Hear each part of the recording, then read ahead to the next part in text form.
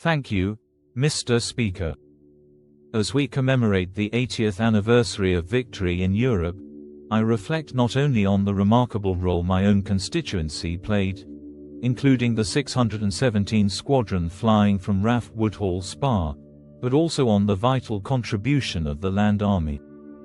These women and men ensured our troops and citizens were fed, and many of their descendants still farm the same fields today. However, that proud tradition is now under threat from this government. Before Christmas, I warned the Secretary of State that a farmer had taken their own life, driven to despair over the proposed family farm tax. His response was dismissive. He reacted with anger and later shut down the Farming Resilience Fund, a program that supported farmers' mental health. This week, I've received devastating news. Several more farmers have taken their own lives under the same pressures. This cannot be ignored. This could be the Secretary of State's legacy, but it doesn't have to be.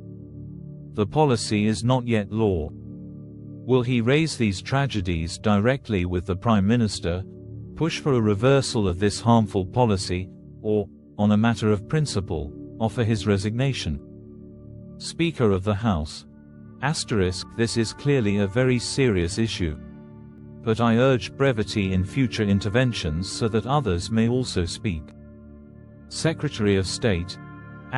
First, let me say how deeply I regret the Shadow Secretary of State's decision to politicize such painful personal tragedies.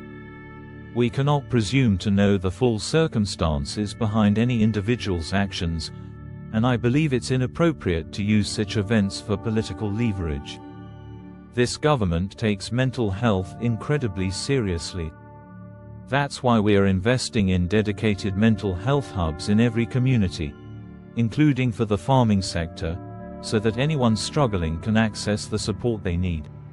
And I must gently remind her that this mental health crisis did not begin overnight. It significantly worsened during her own tenure as Health Secretary, when she failed to adequately address these very issues.